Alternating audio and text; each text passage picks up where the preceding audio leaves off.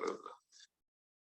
Bueno, hoy vamos a ver, ya lo saludé, interpretación. Si hay una clase que es aplicable para toda la bendita carrera, es esta, ¿está bien? Y si hay un tema en donde se juega todo, es en esta clase. O sea, dependiendo de cómo interpretemos, vamos a tener soluciones distintas con el mismo texto, ¿está bien? Bajo lo mismo vamos a tener soluciones totalmente enfrentadas. Hoy va a ser una clase de esas clásicas, de esas que quizás les gustan, en donde yo voy a hablar, espero que ustedes también, y va a haber un PowerPoint, ¿está bien? Que terminé de hacer ayer. Después hay muchas clases con PowerPoint. Una alumna, disculpe que no le contesté el mail, no sé si está acá, me preguntó si subimos el PowerPoint. En general lo subimos, pero estoy en duda de seguirlo haciendo. Hola Ingrid, ¿cómo estás? Estoy en duda, Ingrid, de subirlo, porque en general se quedan con el PowerPoint y no leen el material. Entonces, al final termina siendo más dañino de lo que es. El PowerPoint simplemente es ayuda en el marco de una clase presencial, magistral, para ordenar y para que ustedes lo vean también en la pantalla, no se aburren, pasan algún efecto, algún color, y no hablando yo todo el día, que es un embole absoluto. Con lo cual vamos a compartir pantalla. Después veo si le subo el PowerPoint. No hay problema. Bien. Con efecto y todo, ¿vieron? Interpretación constitucional. Es importante que primero veamos esto. Vamos a ver una clase de interpretación constitucional, que no es exactamente lo mismo que interpretación legal. ¿Está bien? La interpretación tiene muchas cosas en común, el tema de interpretación en general con interpretación constitucional, pero la interpretación constitucional tiene algunas características propias que hacen que hablemos de interpretación constitucional. Desde ya vamos a hablar, bueno, todo lo que hablemos va a ser de aplicación a aplicación de interpretación legal. Bueno, primero, ¿qué significa interpretar?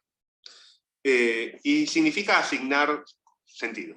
O sea, fijar qué es lo que el texto jurídico establece, qué es lo que dice, qué es lo que no dice. Y para eso hay un montón de reglas y un montón de trampas. Como dice ahí en el PowerPoint, interpretar consiste en asignar significado a expresiones del lenguaje jurídico, y la tarea del intérprete, que en general al final termina en el juez, pero no es solo el juez el que interpreta, también interpretan ustedes, los alumnos, los docentes, las personas cuando tienen que tomar una decisión, los abogados. La tarea nuestra es establecer qué es lo que dice una expresión jurídica o escoger entre distintos significados posibles. ¿Cuáles son los temas o los problemas que nos vamos a enfrentar? ¿Se ve bien? Porque a mí me aparece acá un cartel que dice favor alejar, no sé qué. ¿Ustedes ven bien? ¿No ven ningún cartelito raro? No, pero es que lo tapa el cartel. Ahí desapareció. Ok. Bien. No sé qué onda ese cartel. A ver, vamos a dejar de compartir. Ahí, como que va titilando, no desaparece. A ver si ahí no está. Bueno, tenemos varios temas, problemas, póngale el nombre que quieran. El primer tema que no podemos salir es que usamos lenguaje. Las normas están expresadas en un idioma, el lenguaje.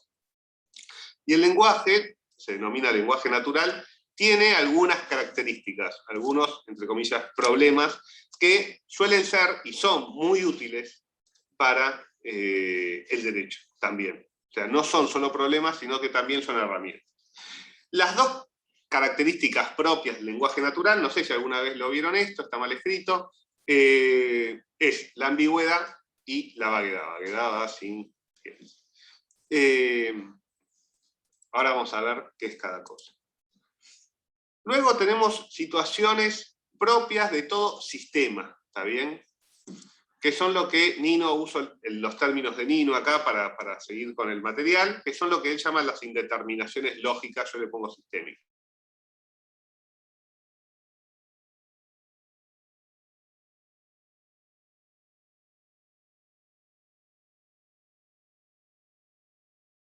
Natural le da el título de indeterminaciones semánticas. Y luego tenemos las características propias de los textos constitucionales, no solo de la Constitución Nacional, sino de cualquier constitución. ¿Qué son? Que es producto de acuerdos entre intereses y clases sociales distintas. La cuestión temporal, suele haber pasado mucho tiempo desde que se redactó la Constitución. El lenguaje que utiliza y los términos preceptivos, que en general están enunciando principios, y las constituciones a su vez no establecen cómo se las interpreta. No dice, se tiene que usar tal forma de interpretación. Esto que se denomina indeterminación constitucional, o se lo puede llamar indeterminación constitucional, tiene algunas funciones sistémicas. Y es propio de algo de lo que ya venimos viendo. Bueno, el primer punto es que una constitución se hace para regir mucho tiempo, siglos, décadas, y tiene que ser útil para resolver problemas futuros, que muchas veces o son difíciles de prever o directamente son imprevisibles. ¿Qué va a pasar de acá a 100 años? ¿De qué va a pasar de acá a 50 años? Algunas cosas las podemos prever. Por ejemplo, la pandemia no la habíamos previsto. Si alguno de ustedes la tenía en agenda, me avisa, pero yo fui la primera semana de 2020 a dar clase en la facultad, y a la segunda semana estaba viendo que era un Zoom, ¿está bien? No tenía la más pálida idea de que era un Zoom. Para eso, para poder enfrentar ese futuro imprevisible o difícil de prever, el lenguaje que se utiliza tiene que ser lo suficientemente vago y general, ¿está bien? Para permitir la adaptación a distintas situaciones. Yo no puedo ser absolutamente preciso en un texto que está previsto para que otros lo utilicen para resolver problemas que yo no sé qué problemas van a tener. ¿Está bien?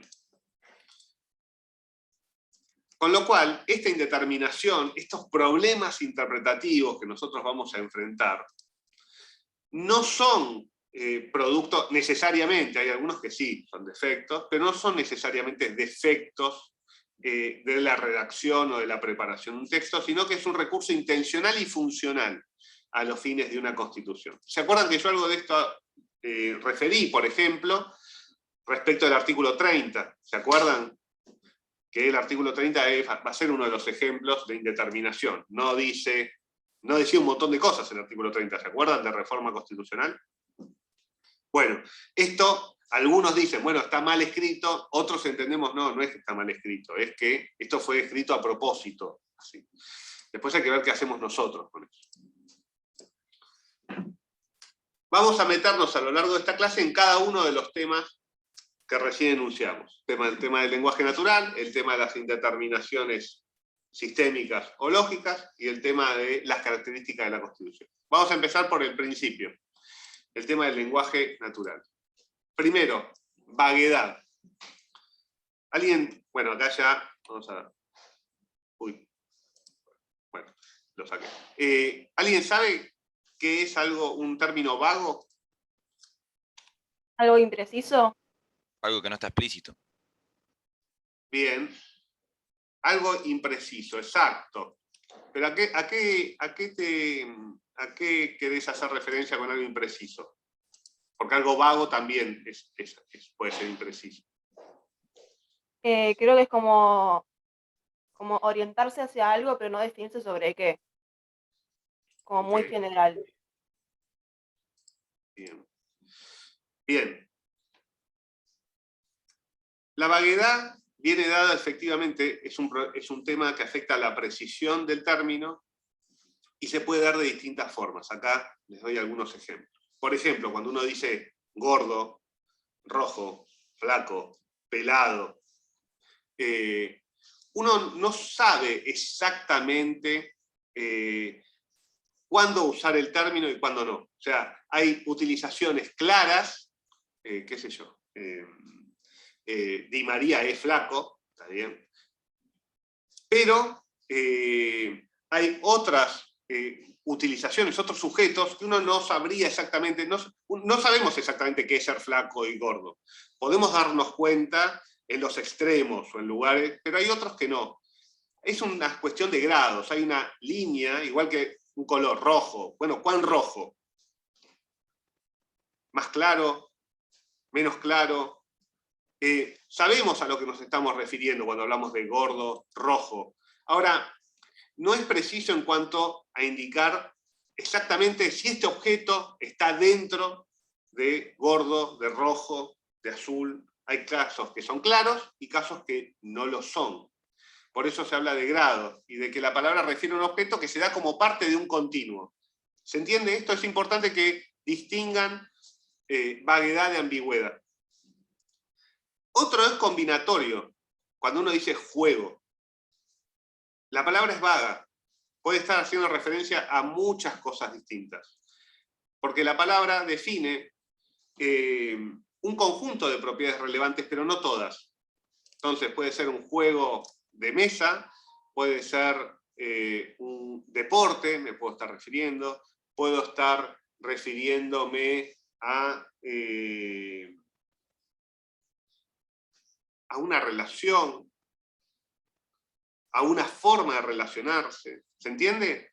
No sabemos de qué estamos hablando cuando hablamos de un juego, pero no es preciso, no es suficiente para saber, para que ustedes puedan comprender, o yo, a qué exactamente se está refiriendo con juego. Porque a su vez la palabra puede ser usada en contextos distintos. Y ahí ya nos metemos también en temas de... una palabra puede ser vaga y ambigua al mismo tiempo.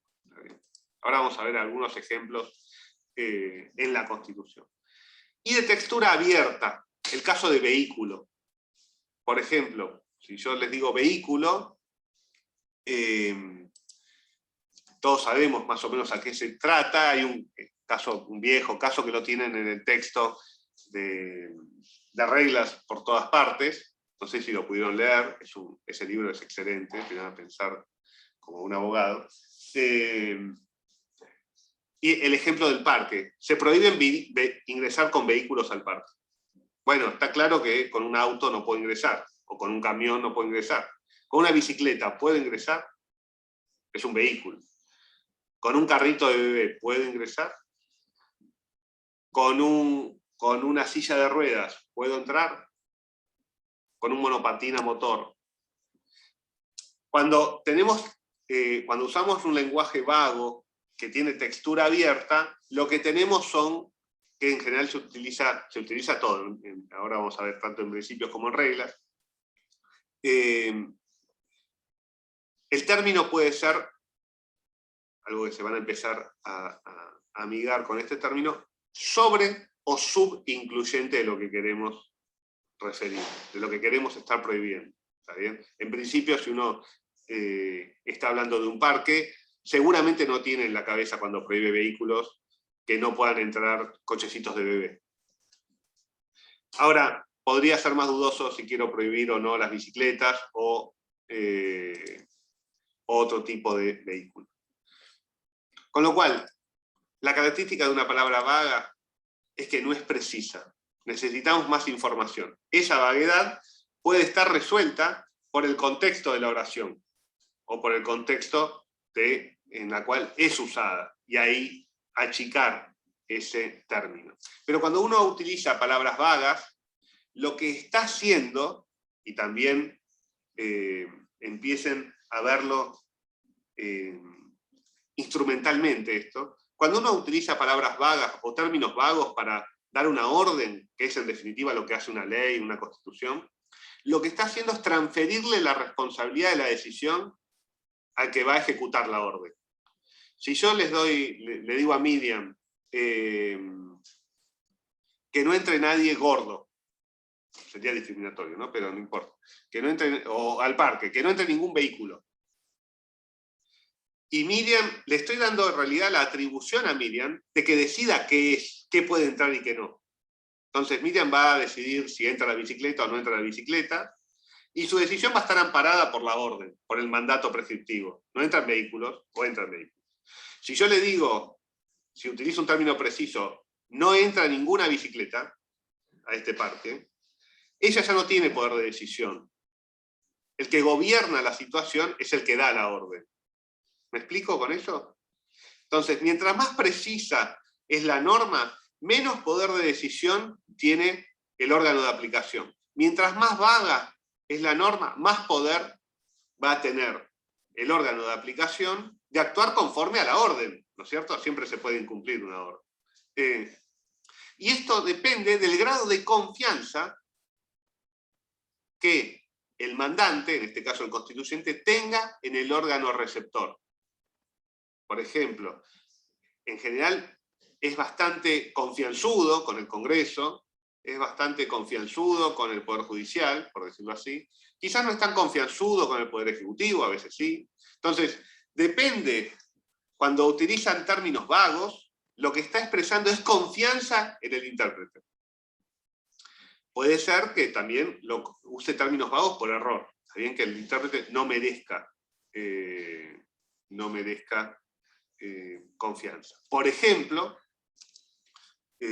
también creo que es un caso, no me acuerdo si en ese capítulo o en otro, pero en el libro está. ¿Cómo está, Patricio? Cuando uno utiliza un lenguaje preciso, por ejemplo, ¿qué dice? Cuando uno usa un lenguaje preciso, por ejemplo, respecto de la policía. Uno le da una orden de allanamiento. Puede allanar la calle Uruguay 544, segundo piso B. No puede allanar el A. Tiene que allanar el B. No confío en ese ejecutor. Le doy una orden precisa. Al juez le digo que puede dar una orden de allanamiento si hay razones suficientes para darla. ¿Se entiende cuál es la diferencia? Entonces confío en el juez en que va a decidir cuándo dar una orden de allanamiento. Obviamente se puede equivocar, todos nos podemos equivocar, pero tengo confianza en que tiene más posibilidades de acertar. Pero cuando el juez le da la orden a la policía de allanar, no le da facultades de decidir qué allanar y qué no allanar. Tiene que allanar ese lugar. Y si ese lugar no existe o no está, o el al lado, no lo puede hacer.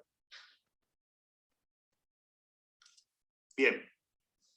Vimos, ¿no? Falta de precisión en vaguedad, puede ser de grado, puede ser combinatorio, puede ser de textura abierta. Ejemplos, en la Constitución está lleno. ¿Está bien? Por ejemplo, representativo, republicano y federal. ¿Alguien podría dar o expresar por qué le parece vago o por qué no le parece vago? Puede ser porque no aclara la forma de que sea representativo, republicano y federal. Bueno, federal capaz. Un ejemplo, Lara. Esto es de 1853. No te explica cómo se deben votar a los representantes, sino Bien. que dice que solamente puede ser representativo. Bien, está bien. O la división de poderes que hace que sea republicano, quizás, no dice cómo es. Bien. Y tampoco dice, ¿es republicano que no voten las mujeres? No votaron entre 1853 y 1951. En el 49 se ganó el voto, pero votaron en la elección del 51. ¿Es representativo eso? ¿Es federal un sistema donde la Corte Suprema le puede dictar la inconstitucionalidad de una norma provincial? ¿Es republicano que haya normas secretas por seguridad? Efectivamente, son términos vagos, no son precisos. Tenemos una idea de lo que está hablando, no es que no nos dice nada, pero no nos dice exactamente hasta dónde es representativo y a dónde deja de ser representativo.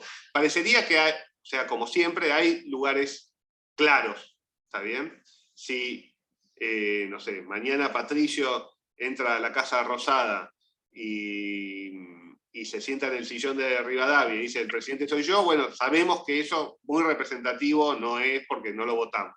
¿Está bien? Quizás si se presenta lo votamos, pero si no se presenta, no es representativo.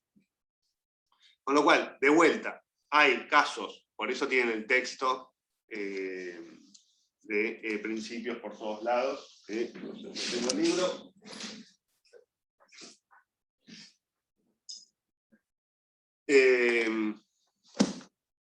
De Jauer, hay veces que es claro, ¿está bien? Hay aplicaciones claras y hay aplicaciones que son dudosas. Hart hablaba de zonas de penumbra y zonas claras. Otro ejemplo, perturbado para intervención federal. ¿Cuándo se perturba? Utilidad pública, el artículo 17, este es un ejemplo que tiene Nino. ¿Cuándo hay utilidad pública? No está claro, sabemos más o menos a qué se refiere, pero no es del todo preciso el término. Domicilio. ¿Qué es domicilio? Es donde cada uno de nosotros vive, y si nosotros vivimos abajo de un puente, como viven lamentablemente miles de argentinas, ¿eso es un domicilio? La respuesta es que sí, pero esa precisión la da la normativa secundaria, las normas subconstitucionales, que definen qué es domicilio, el Código Civil, el Código Penal, el Código Procesal. ¿Qué está haciendo la Constitución cuando utiliza estos términos? Le está delegando al Congreso la definición precisa de los términos. Le está dando posibilidades a el futuro de que termine la obra que empezó. Y acá se ve, con la utilización, ¿qué se ve?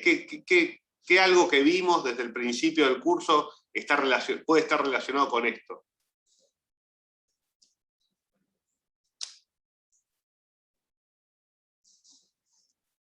Si el constituyente le permite a las generaciones futuras terminar de definir o de precisar las órdenes. ¿Qué hay ahí?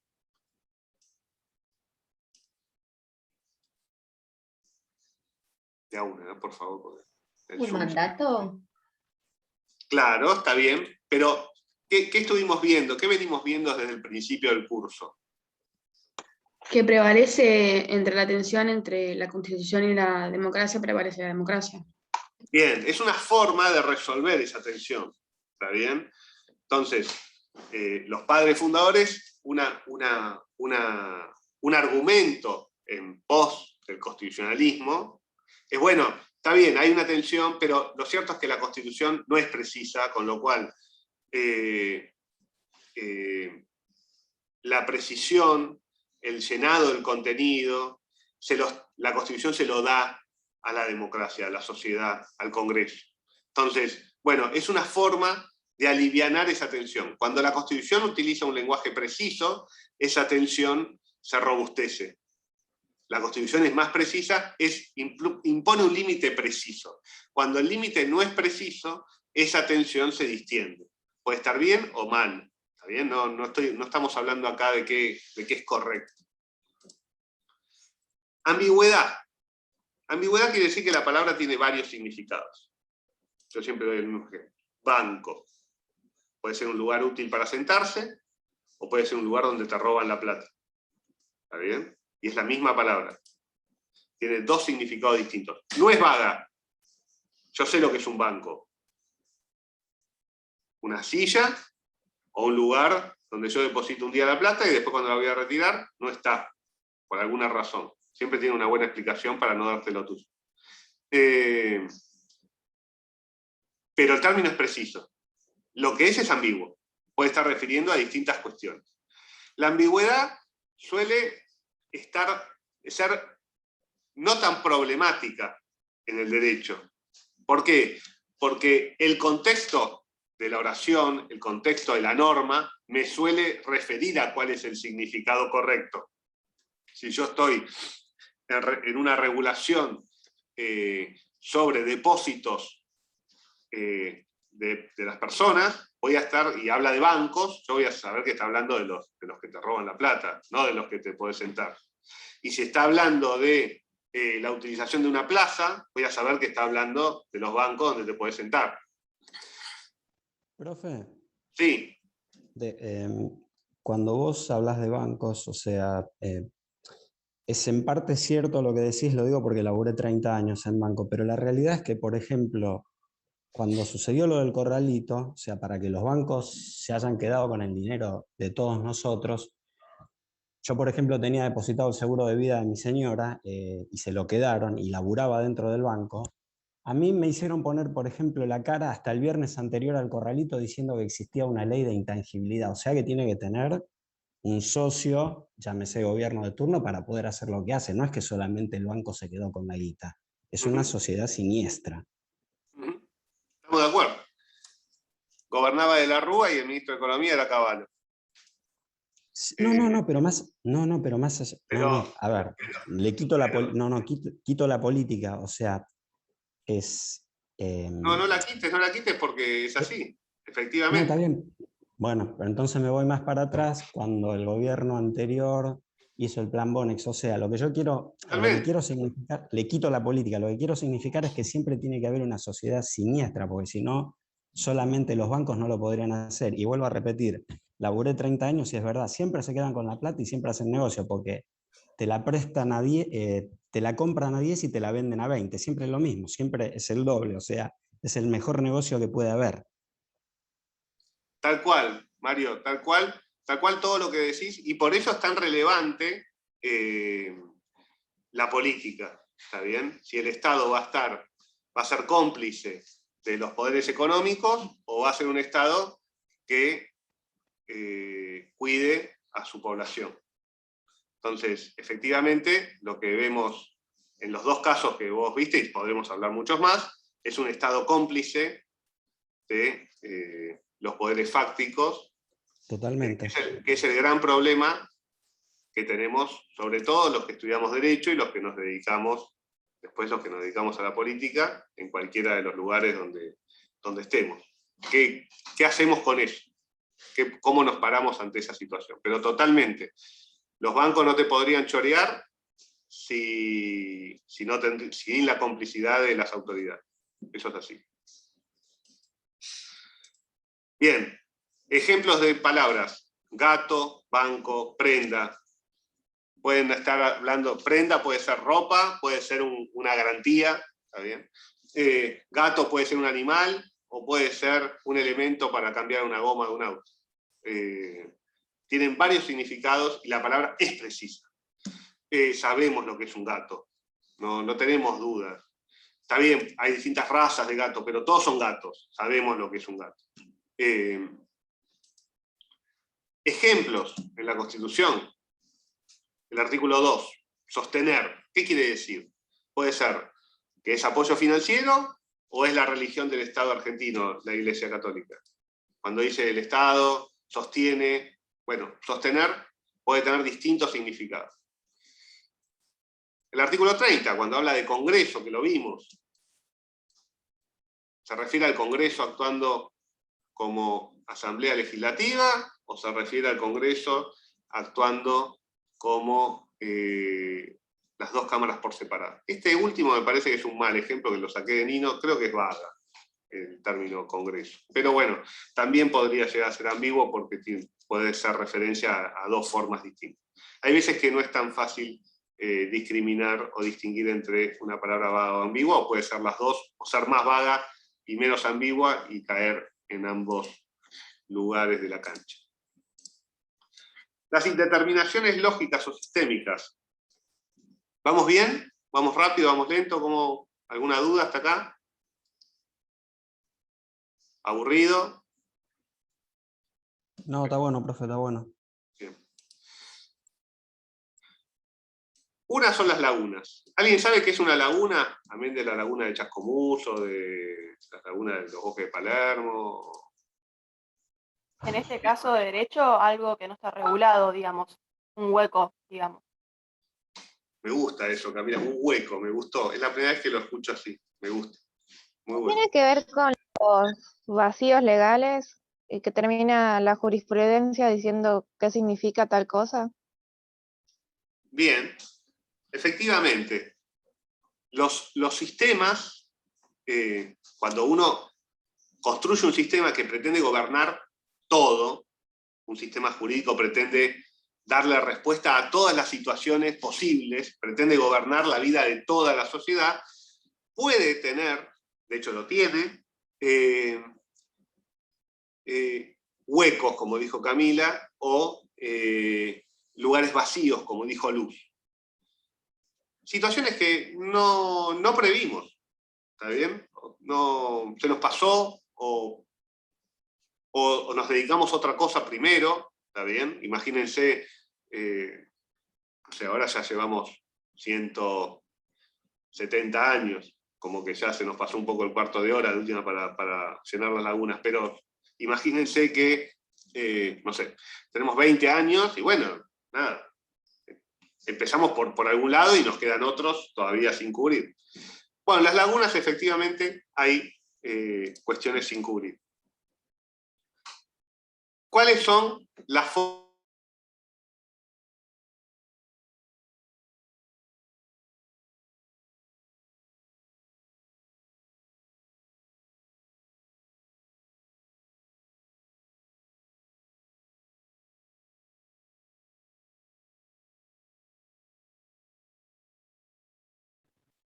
Banquemos un segundo que Nico vuelva, ¿no? ¿A ustedes también se les trabó? Perfecto. Sí, sí.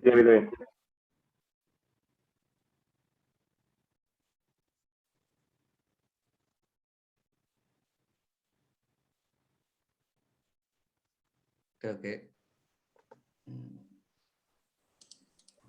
Me caí, aunque estoy en el mismo lugar. ¿Dónde me quedé? En un momento quedó todo negro. En que hay situaciones imprevistas. Bien, esperen que ahí de vuelta sale ese cartel. Bien, y tenemos que resolverlas. Es como cuando sean abogados o docentes, siempre tenés que tener una respuesta, o padres, ¿no? Siempre tenés que tener una respuesta, no puedes decir no hay respuesta para esto. Como mucho puedes decir no sé, pero tenés que ir a buscar la respuesta. Entonces, ¿cuáles son las herramientas para resolver este problema de las lagunas? ¿Alguien sabe?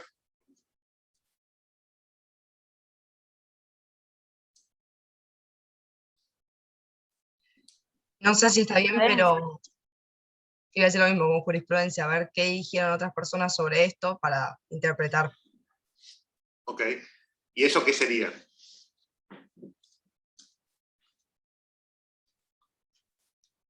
La interpretación de los jueces Sentar un sería. precedente para la resolución. Pero, está bien, entiendo. Me da hasta ahí. Pero digo, voy a ver qué se dijo antes. ¿Por qué? ¿Por qué voy a ver qué se dijo antes? Voy a ver qué se dijo antes, supongamos, si ustedes me preguntan algo de derecho comercial, y yo te digo, bueno, corresponden 5 años de prisión a aquel que, no sé, roba un banco. Ustedes van a decir, sí. Y los jueces dicen, siempre vienen diciendo que son 5 años, y si tenés un arma son 7. ¿Y ustedes qué me van a responder?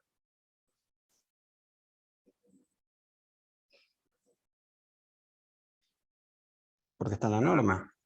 No, me van a responder de qué coño estás hablando. Si yo te pregunté de derecho comercial, no te pregunté sobre robo de bancos o robo a mano armada.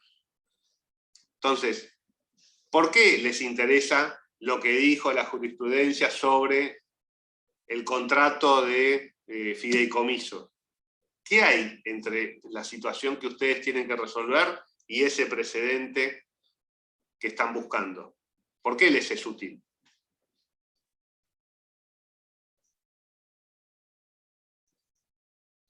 ¿Me explico o estoy...? Porque hay hechos similares. Bien, porque hay hechos similares, exactamente. Y entonces, ¿cómo se llama la aplicación de soluciones, de soluciones a situaciones similares? ¿Cómo se llama ese recurso? Analogía. Analogía, exactamente. Entonces, ¿Cómo se van a resolver las lagunas? Con normas de clausura o la analogía. ¿Alguien sabe qué es una norma de clausura?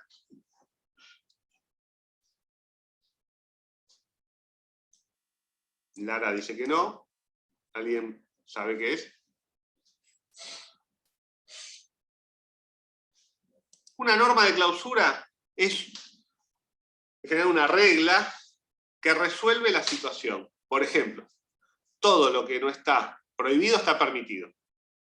Esa norma es una norma de clausura que te resuelve la laguna. Si no hay una ley que dice que puedo elegir mi orientación sexual, no quiere decir que no la puedo elegir. Tendría que haber una ley que diga, está prohibido que cada persona elija su preferencia sexual. Entonces, una norma de clausura típica, que está, por ejemplo, en el artículo 19 de la Constitución, es que lo que no está expresamente prohibido está permitido.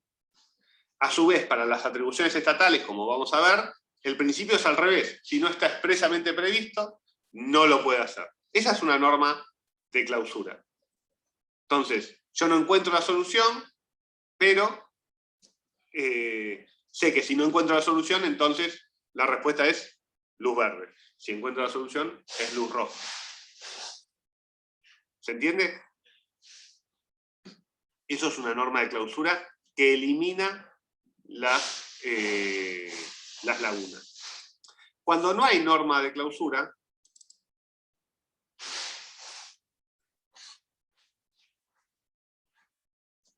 uso la analogía.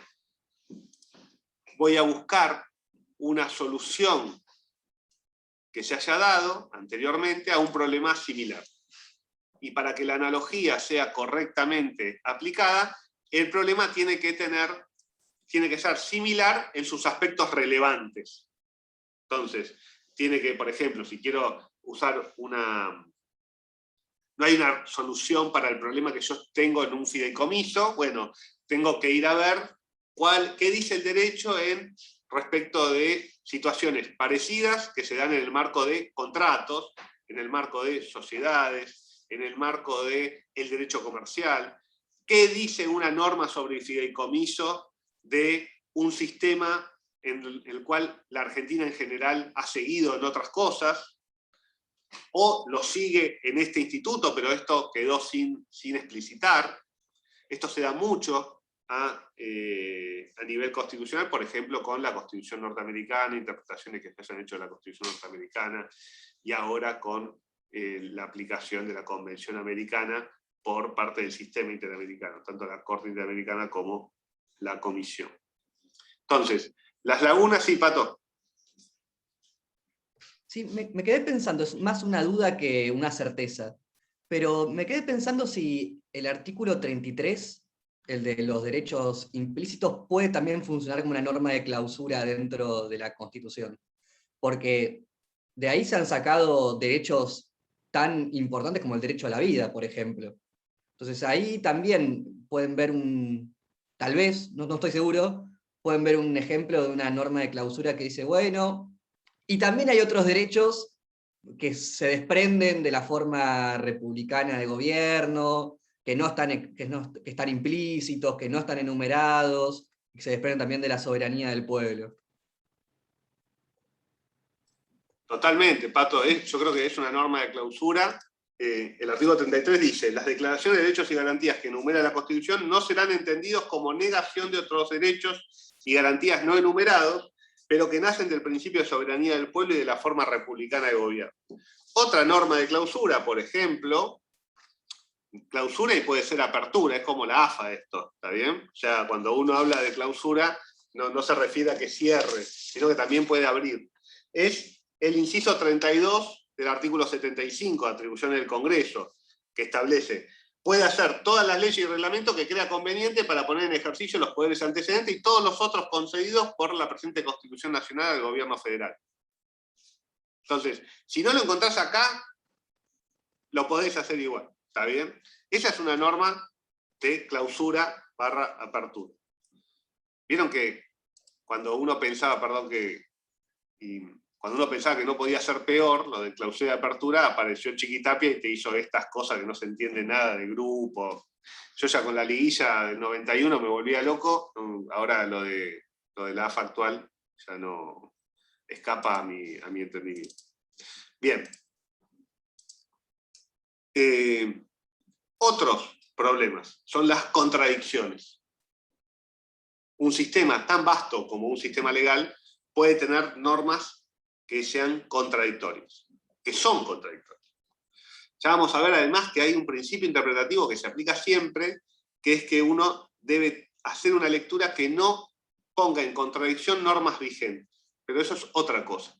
Estamos hablando ahora a nivel sistémico. Los sistemas pueden tener partes que son contradictorias entre sí. Entonces, ¿cómo se resuelven estos problemas? ¿Alguien sabe?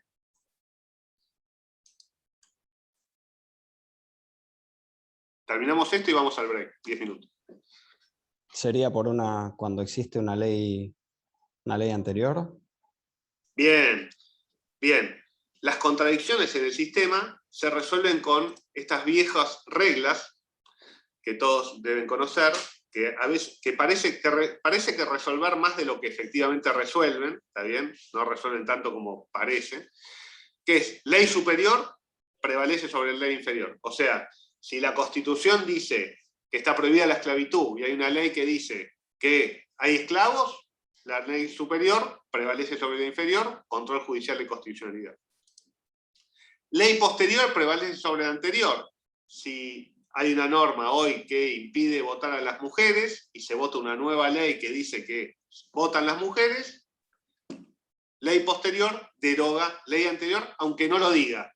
¿Está bien? Si es contradictoria una norma posterior a una norma anterior, aún en caso de silencio, si no hay silencio es fácil. Si el legislador hizo su trabajo bien y dice, derógase la norma tal, ya está. Ahora, cuando no lo hace, si hay contradicción, que esto también es sujeto de interpretación, yo les puedo dar un ejemplo propio de una mal utilización de este principio, la ley posterior vence. ¿Cuál es el ejemplo propio? Ahí yo vengo venía, porque ahora tuve que renunciar al patrocinio. Desde el año 2004 venimos peleando contra el gobierno de la ciudad para que se construya un hospital en el CGP 8, que actualmente se llama Cecilia Grierson, es un centro de salud. Y está en construcción el hospital. Y teníamos una ordenanza del año 86 que decía que se tenía que construir un hospital de 250 camas de mediana complejidad. El gobierno de la ciudad no quería construir nada, algunos decían que la ordenanza estaba derogada, le iniciamos un juicio, lo ganamos, pero la ley no tenía el lugar. La vieja ordenanza no decía el lugar, decía un polígono, entre la avenida Cruz, la avenida, ahora no me acuerdo. Y entonces la legislatura le fijó el lugar y sacó una nueva ley en donde dice, construyase un hospital en tal lugar. Está construido ahora sobre la avenida Cruz, casi llegando a Escalada, en lo que era parte del Parque de la Ciudad. ¿Qué hizo el gobierno de la ciudad con el aval del Tribunal Superior de Justicia de la ciudad? Dijo, como la nueva ley no decía que el hospital tenía que tener 250 camas, el gobierno de la ciudad dijo, entonces este es un nuevo hospital que puede no tener ninguna cama de internación. Y entonces el Tribunal Superior de Justicia de la ciudad entendió que la nueva ley derogaba la vieja ordenanza, no había ninguna contradicción, lo único que hacía la nueva ley era fijarle el lugar, y entonces declaró derogada la ordenanza porque aplicó este principio, la ley posterior prevalece sobre, está mal escrito, sobre ley anterior. Pero esto solo es cierto cuando hay evidente contradicción. Si no hay contradicción, este principio no se aplica. Y otro principio bastante complicado es ley especial prevalece sobre ley general. O sea, si yo tengo una ley general sobre, no sé, tránsito, digo, y después hay una ley especial sobre tránsito de escolares. Bueno, sobre el tema de escolares va a prevalecer la ley especial sobre la ley general, aunque sea anterior la ley especial. ¿Se entiende? Porque si acá se empiezan a cruzar y empieza a haber problemas, porque puede haber leyes generales, en general esto se da cuando la ley general es posterior a la especial, porque si no, si la especial sería posterior a la general, ya lo resolveríamos con el anterior. Ley posterior deroga ley anterior. Este principio sirve cuando la ley especial es anterior a la ley general. Y da bastantes problemas, porque hay que ver si es o no contradictorio, y eso es objeto de interpretación. Ejemplos en la Constitución de contradicciones, que se quedamos siempre, el artículo 2 y el artículo 14. El artículo 2 dice que el Estado sostiene la religión católica apostólica romana, y el artículo 14 establece la libertad de culto. Entonces, la Corte y los tribunales hicieron una interpretación que disolvieron, entre comillas, o pretendieron disolver la contradicción, diciendo que sostener es sostener económicamente, no es la religión estatal, y la libertad de culto se garantiza porque no hay ni religión oficial, ni hay ninguna prohibición a realizar o llevar adelante ningún culto. Entonces, con esa interpretación, que se denomina armónica sistémica, que ya la vamos a ver, pretendieron, o se pretende disolver esta contradicción que algunos sostenemos que sigue estando, por más que se pretendan estas soluciones de compromiso. Porque esta interpretación lo que da es una falsa igualdad, porque algunos tienen, perdón, tengo problemas con somos todos iguales, pero algunos somos más iguales que otros. Hay algunos que nos pagan todo, y otros que somos libres, pero no nos dan sostenimiento económico. Sí, Patricio. ¿Cuál consideran que son los problemas de estas 4 soluciones a los problemas de la contradicción constitucional? O sea, todo esto parece ser muy lindo, pero respecto a la Constitución, o a diferentes artículos constitucionales, o a diferentes partes de la Constitución, ¿nos ayudan estas 4 reglas, estas 4 soluciones?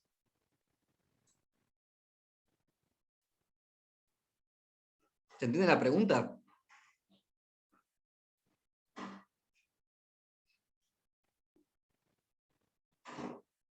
¿O no?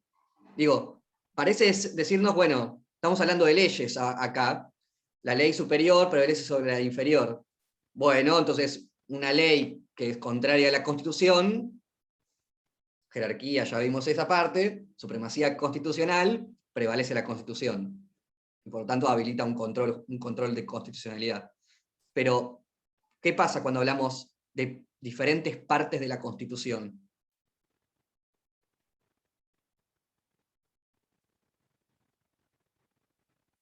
¿Qué no se da? ¿Qué no se da en la Constitución que presuponen estas soluciones? Y un control de constitucionalidad, porque ahí están chocando o no. Porque antes había un problema entre las leyes y la Constitución, y acá es sobre la misma Constitución. Y acá, ¿cuál dice quién es más que la otra? La norma. Exacto, Lucila, exacto. Entonces, eso se ve todo el tiempo, no sé. Libertad de movimiento, de tránsito, derecho a la protesta. Derecho al honor, libertad de expresión. Acá, esta clase, esto es importante para entender cómo se puede resolver las contradicciones legales, pero acá estamos hablando en principio de una Constitución que es ley superior en todo, que no necesariamente hace un distingo entre una primera parte de la Constitución sancionada hace 150 años y una de hace 30. No nos dice particularmente que un artículo especial prevalece sobre algo general. Entonces esto es el núcleo de esta clase, que es cómo hacemos para resolver estas contradicciones que se suscitan todos los días. Entonces, Quizás el entender único- por qué no funciona es entender el problema. O sea, esto que dice Patricio, en la interpretación constitucional no nos sirve el primero, ¿está bien? Norma superior sobre norma inferior, porque es la misma Constitución. Tenemos la discusión sobre los tratados internacionales, el 75, inciso 22. Pero, en principio, algunos dicen, bueno, la Constitución es superior, entonces prevalece. Ok, bueno. Pero, dentro de la Constitución, no tengo forma de decir que algo es superior a otro. Ya vimos que esto de que la primera parte es superior a la segunda, no corrige. Anterior y posterior es todo al mismo tiempo. O sea, no... Y cuando se sancionan reformas, se sanciona toda la Constitución de vuelta. No es que es algo nuevo, es todo nuevo. O sea, es todo al mismo tiempo. Lo único que quizás, que es difícil, no se me ocurre ahora un caso, pero que podría ser, es especial sobre general, que quizás la Constitución hable de...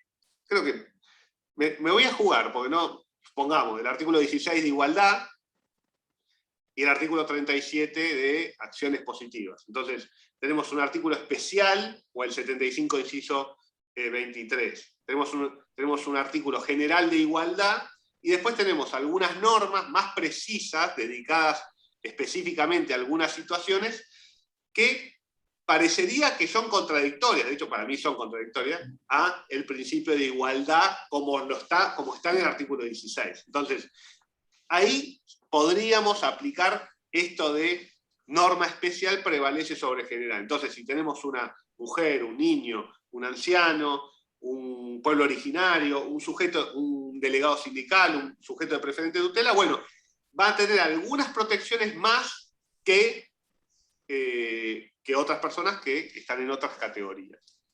Otro ejemplo que se me ocurría era, que creo que es un argumento que quiso intentar Fait, pero que no tomaron en Fait, pero tal vez Bossert, que era, bueno, está el principio de independencia judicial y este artículo particular sobre a qué edad deben pedir un nuevo acuerdo.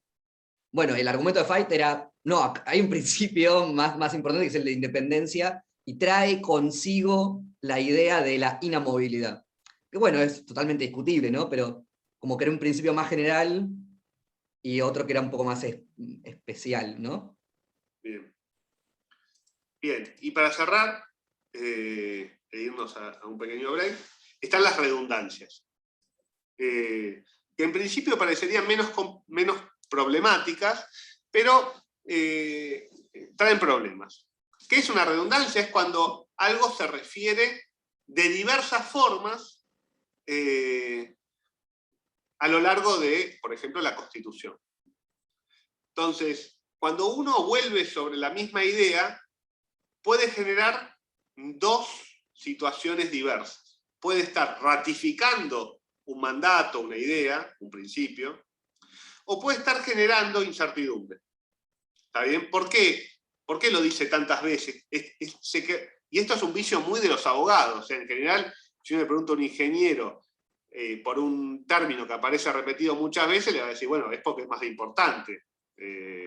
Pero a los abogados, que trabajamos mucho con el lenguaje, cuando algo se repite demasiado, y sobre todo cuando se repite la misma idea, pero expresada con alguna diferencia, nos preguntamos si en realidad no estará queriendo aludir a otra cosa.